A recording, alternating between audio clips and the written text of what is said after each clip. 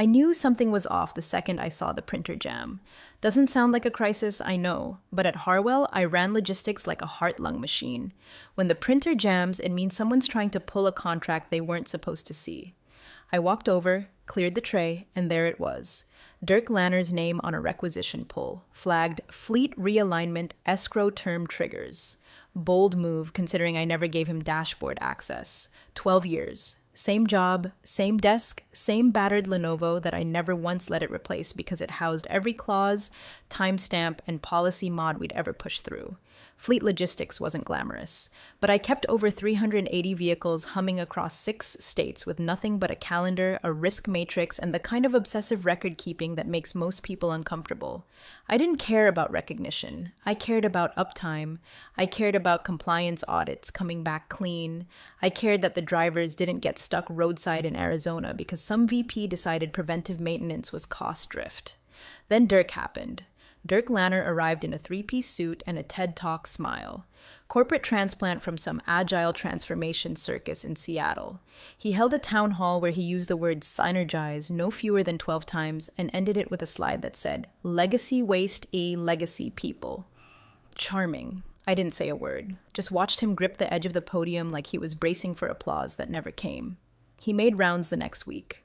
"Help me understand your role," he said, standing by my desk with a smug tilt in his voice. I explained, briefly, the framework I used for fleet scheduling, our lease rollover logic, and the buffer escrow reserves built into each high-mileage unit. His eyes glazed over halfway through. He said, "Sounds like a lot of paperwork for things AI can probably manage." I smiled. "Let me know when AI learns to renegotiate a rollover clause at 2 a.m. From a motel in Bakersfield." He didn't laugh. He started asking questions about my pay grade. Had finance send him a breakdown of salaries over performance metrics? I know because Anna from payroll forwarded me the email by accident. He'd marked me as high cost, low visibility, potential sunset. That was the phrase. Potential sunset. Like I was a weather pattern, not the one person standing between his ego and a 14 fleet service disruption. And if you're watching this far in, can I ask you a quick favor? Hit that like button and subscribe. I know 97% of folks just listen without it, but it really helps us keep making these stories. Thanks. Now back to Dirk's little demolition plan. He didn't understand that what looked like obscure legacy line items were actually the pressure valves of our operation. Tier 2 contingency wasn't fluff. It was the pre-cleared vendor escalation channel I'd negotiated after the Iowa derailment. Buffer reserve escrow wasn't a rounding error. It was the only reason we survived last year's diesel hike without client penalties. But Dirk thought in dashboards and filters, not in brake pads and compliance filings. He said we were bloated. That was his word. Bloated. As if redundancy in logistics were some kind of crime. As if preparing for worst-case scenarios made you weak, not professional. I tightened everything that week. Polished every contract index, archived every vendor renewal, made sure Clause 11C, the independent termination escrow protocol, was up to date and fully notarized, just in case. Then on Thursday, I noticed my calendar looked emptier than usual. Friday's project sync, canceled. My monthly audit call, removed. No invites, no memos, just a single email sitting in my inbox, time-stamped 4:07 p.m. Subject, final review, fleet realignment. No greeting, no body text, just a meeting room code and Dirk's name at the bottom. It didn't take a psychic to know what was coming. I didn't panic. I printed out my exit checklist. Updated the clause tracker one last time.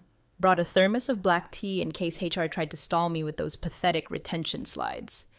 Friday, 4:36 p.m., Dirk was already standing in the glass conference pod with one of the HR drones. She looked nervous. He didn't. He opened with, "After reviewing our department structure, we've concluded your position is being made redundant, effective immediately." He smiled like he thought I might cry. I stood, handed him my badge, and said exactly one thing. "Good luck on Monday." He blinked. "Excuse me?" "You'll see." Then I left. Didn't slam the door, didn't look back, just walked out of Harwell Transport Group like someone who already knew exactly what they'd left behind and who was about to find out what it meant to cut the one person who understood where every axle, clause, and contingency in that company actually lived. Dirk thought he was subtle. He wasn't. He thought sending his review email without a calendar invite made it feel less formal, less threatening.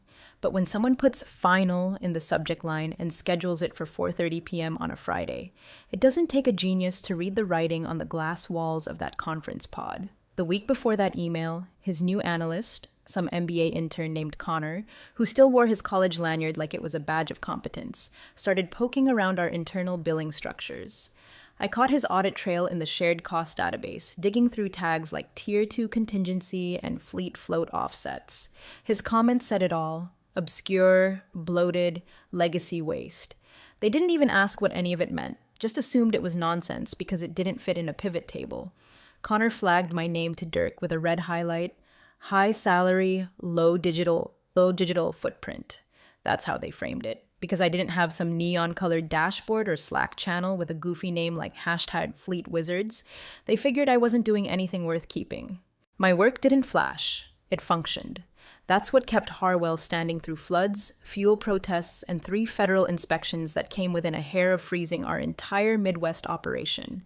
But sure, let's delete the woman with the low digital footprint. Dirk called a team meeting midweek. "We've been assessing optimization opportunities," he said, beaming like he'd just solved world peace. "There's an opportunity to automate several roles that rely too heavily on manual approvals and outdated processes." I knew exactly what that meant. My name was already on the chopping block, I just hadn't gotten the courtesy call yet. See, what Dirk never understood, what he didn't bother to ask, is that every single manual approval I issued was a legal filter. I had mapped our risk exposure across 3 dimensions: time, asset class, and client tier. The buffer reserve escrow wasn't some arbitrary stash of funds. It was a contingency firewall I negotiated after the state of Missouri retroactively revoked our emissions clearance due to a typo on their end. We had 19 rigs rerouted in 48 hours, and not a single one hit a fee. Why? Because I'd built those buffers, anticipated failures, and embedded vendor swap clauses that let us flip contracts without blinking. Same with Tier 2 contingency. That wasn't fluff. It was the reason the Vaughn Pharma contract didn't implode when their backup facility in Texas lost power during that freak heat wave. The trucks rerouted, the temperature-sensitive meds stayed cold, and we got a personal thank you note from their COO. Dirk never saw it. I never sent it to him. Didn't need to. I'd always believed that if you do your job right, nobody notices, until they take it for granted. By Thursday, the internal chatter was shifting. I heard snippets from procurement. Who handles the vendor SLA escalations now? One of the newer route planners asked why the dashboard showed a red lock icon on the compliance tracker. Someone in IT sent out a reminder asking if anyone knew who the named contract manager was for fleet escrow releases. No one replied, because it had always been me. But Dirk was convinced the system was the solution, that people like me, who held old-school authority, who cross-referenced 6 systems by muscle memory, were dinosaurs. Never mind that I built the very framework they now called the system.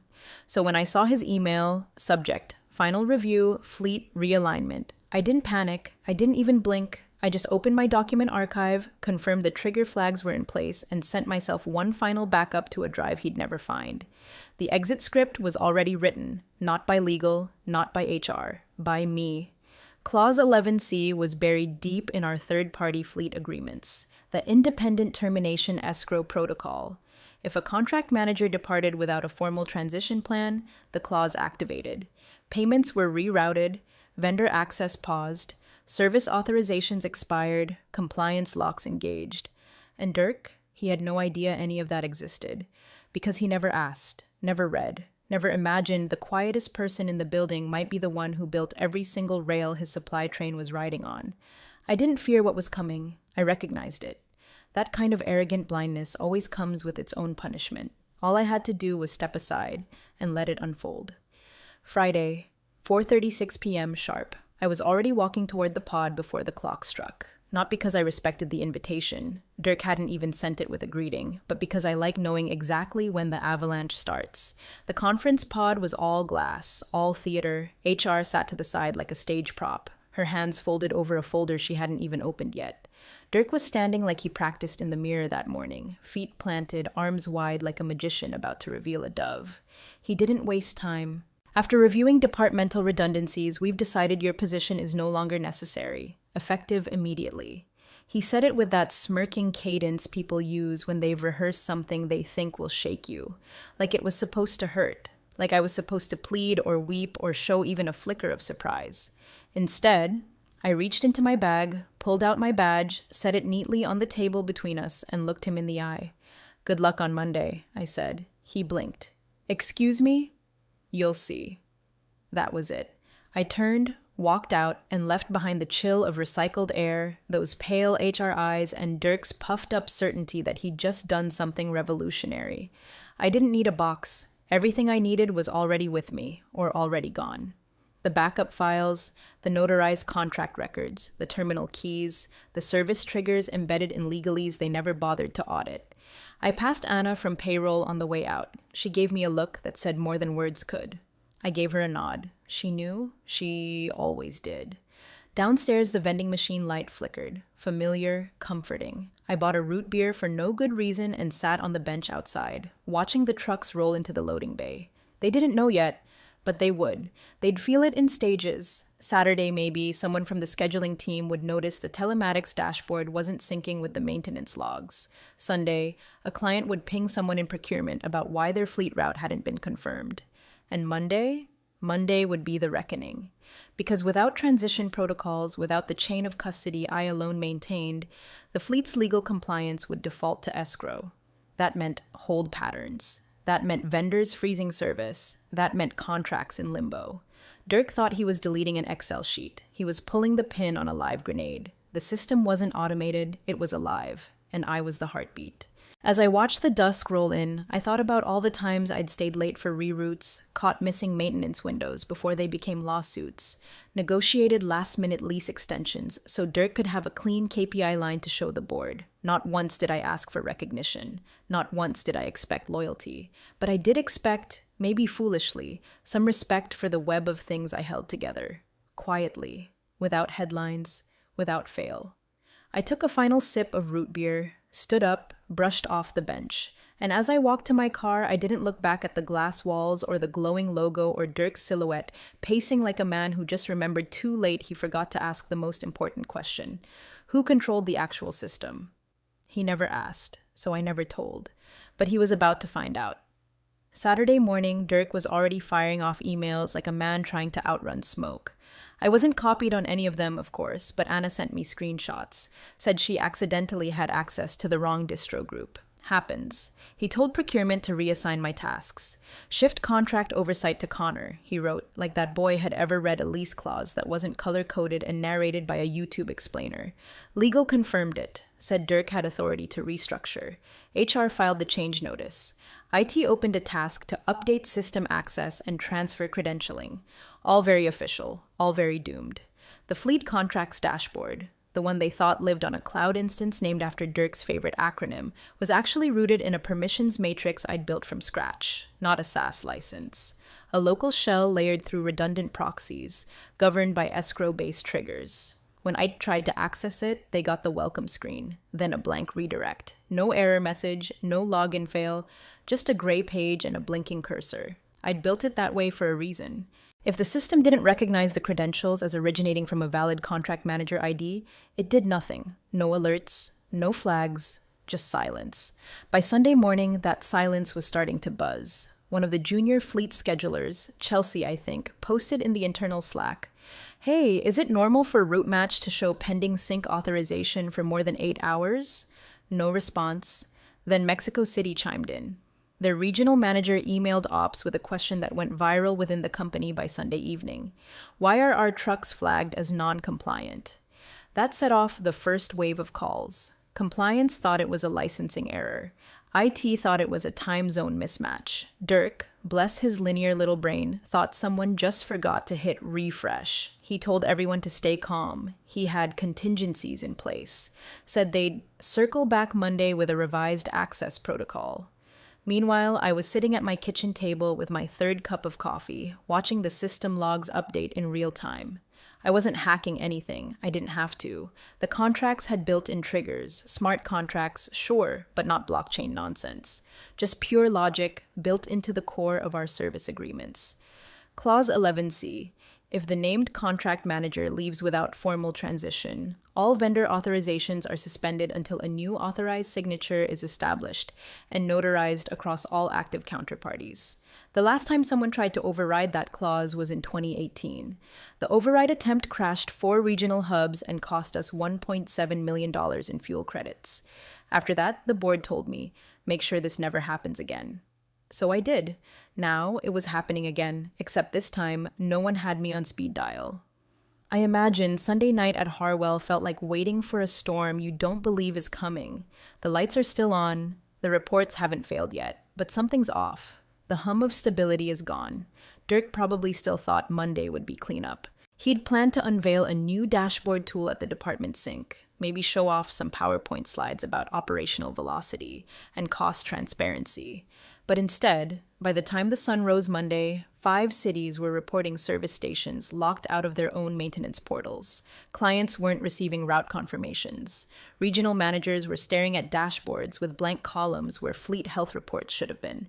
And still, nobody could figure out why. The pieces hadn't clicked into place yet, but they were about to. And Dirk, who had spent all weekend repositioning himself as the guy with answers, was seconds from becoming the guy no one could look at without panic twitching behind their eyes. Because underneath all the tidy org charts and protocol drafts, the truth was spreading like a slow fog. The trucks were still parked, and the woman who made them move was gone. By 7:12 a.m. Monday morning, the dashboard Dirk loved to show off during meetings was lit up like a Christmas tree wired by someone with a grudge. Red, yellow, gray, then more red. 14 client fleets had ground to a full, legally enforced halt. Trucks that should have been halfway to Albuquerque sat inert in Houston, Milwaukee, Denver, Charleston, and Flagstaff, idle. Engines cold, not a mile logged since midnight. The telematics systems weren't syncing with the maintenance logs. Preventive service reminders? Disabled. Geofencing triggers? Offline. Route optimization? Locked out due to unverified compliance. It didn't take long for the phones to start ringing. Harwell's main line got jammed by 8:30 a.m. Service stations from 5 cities all reported the same message when trying to authorize scheduled work. Authorization token expired. Contact listed contract manager to renew. Except there wasn't one anymore. Because I wasn't there, and no one, not legal, not ops, not even Dirk, had designated a successor. That's when panic set in. Someone from client services ran across the floor with a tablet in her hands like it was a lit fuse. "They're going to default," she said to no one and everyone. Vaughn Pharma just emailed. "Failure to provide compliant transport documentation within 48 hours will result in breach proceedings." Dirk summoned IT, legal, ops, and one poor soul from scheduling into the war room. I imagined it like a bad reality show panel, confused, overconfident, and completely unprepared for what was about to unfold. That's when the real gift landed. A junior analyst, Madison, fresh out of college, still writing notes in pink ink, was the one who found it. She'd been searching for past escalation templates in the archival system when she stumbled across a document titled Contractor Transition Readiness, Indexed Clauses, 2008 to 2022. She scrolled past pages of nested agreements, misfiled PDFs, and vendor lists until she found it. Clause 11C, Independent Termination Escrow Protocol. She read it, reread it, highlighted it. Then she raised her hand in the meeting, because she still thought corporate meetings worked like classrooms, and said, "I think this is what's happening." Dirk brushed her off at first. "That's legacy policy," he muttered. "We've migrated those." "No, sir," Madison said. "It's still active. The clause hasn't been sunset. The system backend references it in the service chain." Silence. Legal blinked. Ops stared at the screen. Madison, bless her brave heart, read the clause aloud. In the event that the named contract manager of record departs without a formal transition document acknowledged by the receiving entity, all system access, payment flows, and vendor authorizations shall automatically route to escrow status. The system shall default to compliance lockout mode until restored by a new notarized contract manager designation. She looked up. "It activated," she said, "automatically, at midnight." They asked where it was coded. "Who built the trigger?" She said, "Her name's in the commit history." Dirk froze. He hadn't just fired someone who managed files. He'd fired the woman who designed the protocol, the woman whose initials were baked into the control logic of every fleet compliance contract the company ran. Not in the front-facing code, not in the dashboards, but in the guts of the thing, in the clauses, the fail-safes, the redirects. They pulled up the access logs. Every trigger pointed back to a digital signature. My name, date stamped, legal approved, notarized by 2 witnesses from a time Dirk probably hadn't even known the company existed. He started asking the wrong questions in a panic. Can we override it? Who else has access? Why didn't IT flag this earlier? Legal finally said it. Because she didn't need system access to flip the switch. The contracts did it for her. By that point, Dirk's ego was already bleeding out under the table, but he kept going. Called procurement, asked if they could fast-track a re-signing with vendors. Procurement said no, those vendors were locked too, because without a valid contract manager ID, they couldn't legally process signatures, disburse funds, or authorize services. The vendors were protected. The contracts saw to that, because I saw to that. Harwell Transport wasn't dealing with a technical error. They were dealing with an autoimmune response. The system was defending itself from him. And in the center of it all, buried in the clause Madison had just read aloud, was the proof of what Dirk had refused to see. I hadn't been a legacy hire. I was the firewall. And now, they were locked out. Tuesday morning started like a slow bleed. No alarms, no loud bangs, just small fractures spreading in every direction. By 9:05 a.m., client services had logged 38 inbound calls.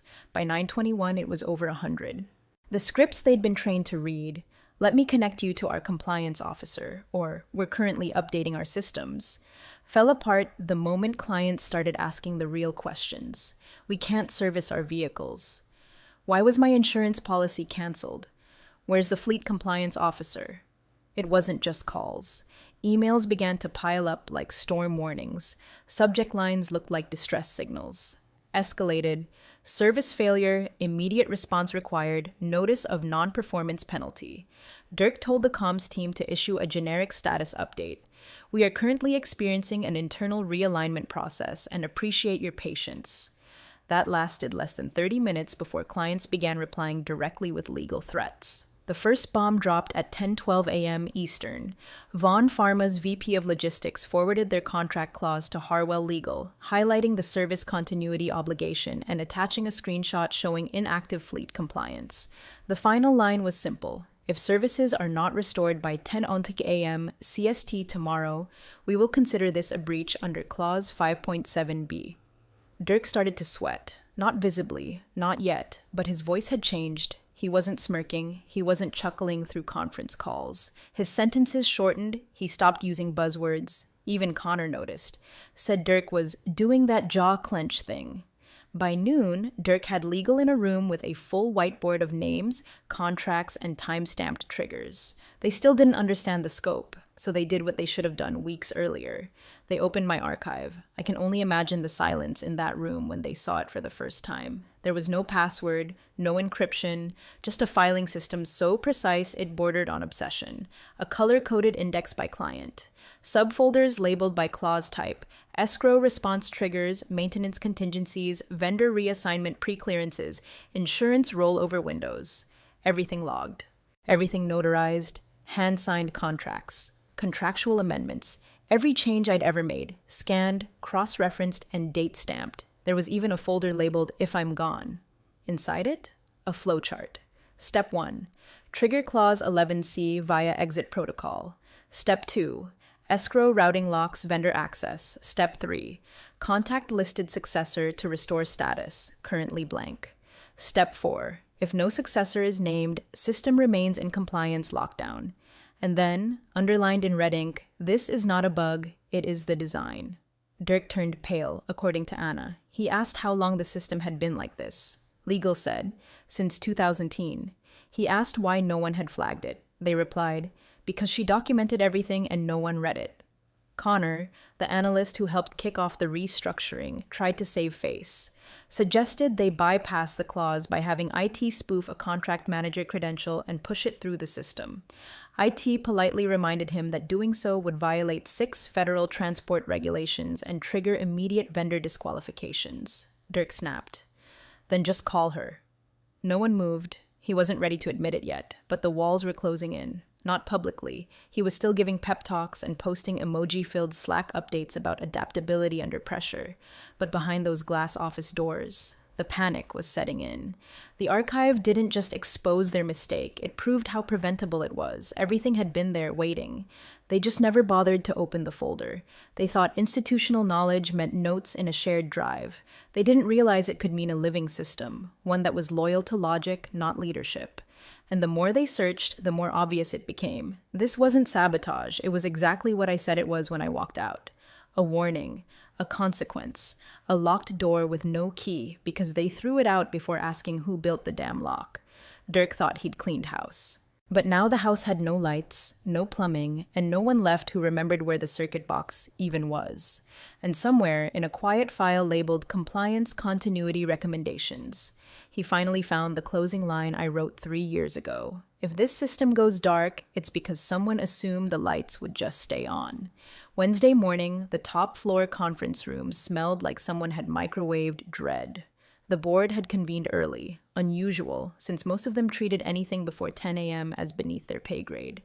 But this was different. By then, Harwell was bleeding from the inside, and everyone knew where the knife had come from. Dirk stood at the head of the table, flipping through a printed timeline like it would somehow make this look like an unforeseen incident. HR sat 2 seats down, visibly shrinking. It had stopped pretending they had it under control. The CIO looked like he hadn't slept. Probably hadn't. Dirk's voice had taken on that edge, half bravado, half desperation. We were told she wasn't mission critical. Her tasks were low automation, high cost. HR signed off. IT confirmed her systems could be reassigned. She literally built the systems, someone from Ops muttered under their breath. Dirk ignored him. Legacy processes are always a risk. We just didn't know how deep she'd embedded herself. One of the board members, a logistics guy from their trucking subsidiary, tilted his head. You mean how deeply she embedded functionality into operations? Dirk pivoted. It failed to flag the escalation triggers. IT shot back. Because they weren't in the systems, they were in the contracts. Another board member. Why didn't legal know? Legal's GC looked down at his tablet. Because no one ever asked her to explain Clause 11C. It wasn't hidden. She emailed it out during last year's vendor compliance audit. Subject line, Re-termination escrow, final protocol. The room went quiet. Then someone from Risk, Janine I think, folded her hands, looked straight at Dirk and said, "Just call her." Dirk flinched. She made it very clear this was deliberate. "Did she?" Janine asked. She said, "You'll see," Dirk insisted. "That's not subtle." Someone pulled up my exit transcript. It had 2 lines. "Your position is being made redundant, effective immediately, response. Good luck on Monday." That was it. Legal confirmed, no threats, no admissions, no breaches, nothing but those 5 words and a badge drop. "She didn't sabotage anything," Janine said. "She let the system behave exactly as she designed it." And it was right about then that someone, the name was never confirmed, quietly did what Dirk wouldn't. They messaged me. The notification blinked onto my screen mid-morning while I was sipping tea and deleting old work files from a hard drive they didn't even know existed. "Is the lockout permanent?" It read. No greeting, no signature, just 6 words and a question mark. Typed like someone who wasn't supposed to be asking, but didn't have a choice anymore. I stared at it for a long minute. I didn't respond, not because I was angry, that part was over, but because they were still pretending this was a favor I could grant. When really, the system wasn't waiting for me. It was waiting for accountability, a name, a successor, a legally notarized replacement they still hadn't filed, because they were too busy pointing fingers and trying to salvage face. They weren't in control anymore. The system was. And the system didn't bargain. By midday, Dirk was floundering. Vaughn Pharma's breach window had less than 24 hours left. The Arizona DOT had issued a formal compliance inquiry. Internal deadlines were slipping, regional hubs were bottlenecking, and procurement was 1 voicemail away from revolt. Still, Dirk wouldn't bend. "I will not give her that power," he hissed to the board. But that's the thing he never understood. I didn't take power. I just never let go of it. Now, the weight of it was pressing into every corner of his precious org chart. No threats, no sabotage, just pure design. Silent, final, unforgiving. They were past pride now, way past it. This was the beginning of the bargain phase, when denial breaks and desperation sets in. But I'd already walked out. I didn't need to return. The system was still speaking for me. Thursday began with a whimper from the Arizona hub. 22 trucks idle, 6 over their service interval, and none legally clear to move. The fleet was down 27%, and that was the best case estimate, according to the morning dispatch log.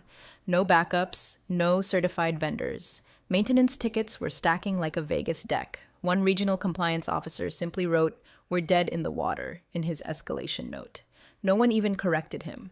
By 9 o'clock a.m., the Department of Transportation's Southwest Division had issued a formal non-compliance inquiry. It wasn't framed as a threat. It was worse. Just a calm, bureaucratic question about why contracted vehicles weren't meeting their emission and safety documentation milestones. Failure to reply within 48 hours would trigger a suspension of Harwell's eligibility for 3 active state contracts. One of those contracts? Worth $41.6 million over 6 quarters. At 9:24 a.m., Dirk was still clinging to the illusion of control. He was drafting a new round of emails. Task force plans, interim oversight delegation, restoration workflows. His face had gone blank, the kind of blank that doesn't blink. A man piloting a ship that's already split below deck but still ordering turns like the wheels connected. Then his screen blinked. No notification ping, no sender listed, just a silent appearance in his inbox, a single email, subject line blank. Attached was one document. File name, final contingency executed.pdf. He opened it. Of course he did. Inside, just 4 lines of text centered on the page. Fleet operational status, compliance lock, maintenance authority, escrow lock, triggered, system override, not applicable clause reference. 11C. Authorization matrix finalized at the very bottom, smaller font, left aligned. This protocol was executed per terms agreed and notarized 10/17/2009. Then beneath it, system status irreversible. Dirk stared at it, not for seconds, for minutes. There were people in the room with him. Connor, Anna, someone from legal, but no one spoke.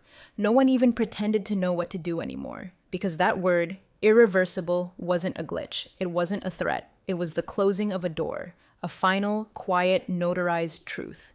The system had reached the end of its contingency ladder, and there was no one left on the other side with the authority to reset it. Every client who hadn't already escalated was now waiting for one thing: answers. But Dirk had none, because the woman he'd fired for being low digital footprint had left behind not silence, but structure. Not chaos, but cold, precise logic. And now the structure was doing what it was designed to do. When mishandled, when misunderstood, when abandoned by the only person who knew where the override key even lived. The board convened again at 11:42 a.m. No one even argued about whose fault it was anymore. The numbers were beyond spin. Default penalties were inbound. PR firms had been contacted. One director simply whispered, "Clause 11C," and rubbed his temples like it had personally insulted his children.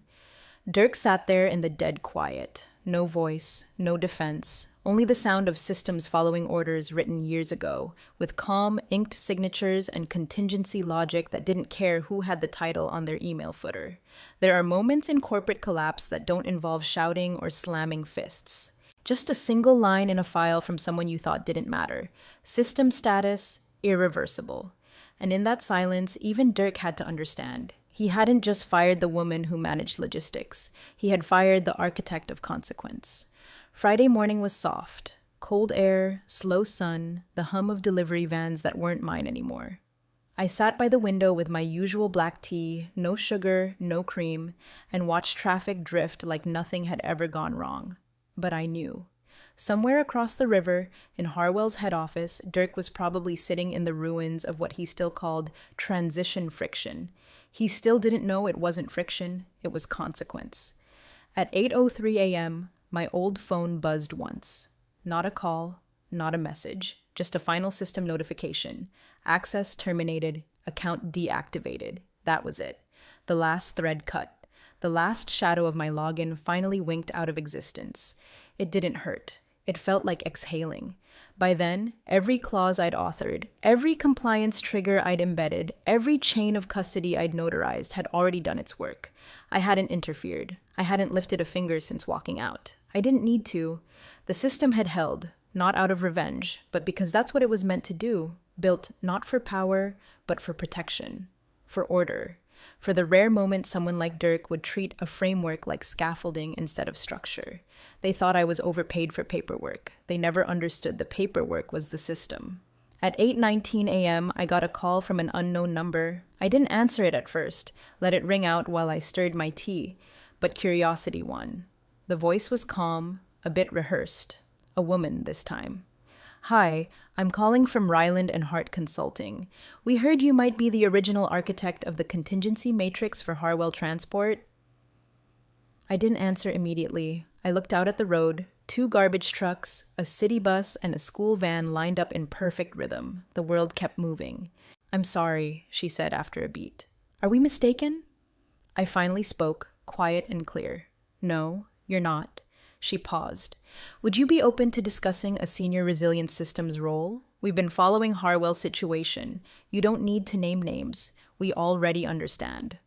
I didn't say yes, not right away, but I didn't say no either. By 10 a.m., 2 more emails came through, one from a compliance firm in Chicago, one from a legal tech group in DC, all with the same question: did you build the system that shut down Harwell's fleet? I left them unanswered. Sometimes silence is the signature. I finished my tea, rinsed the cup, and stepped outside. The world felt clean, not vindicated, just quiet, like the kind of quiet after a long, steady storm, the kind where nothing needs explaining anymore. At 11:07 a.m., I replied to just one of those emails, not with a resume, not with a pitch, just a sentence I knew would make its way back to the right boardroom. Tell him it wasn't personal. He just didn't read the fine print.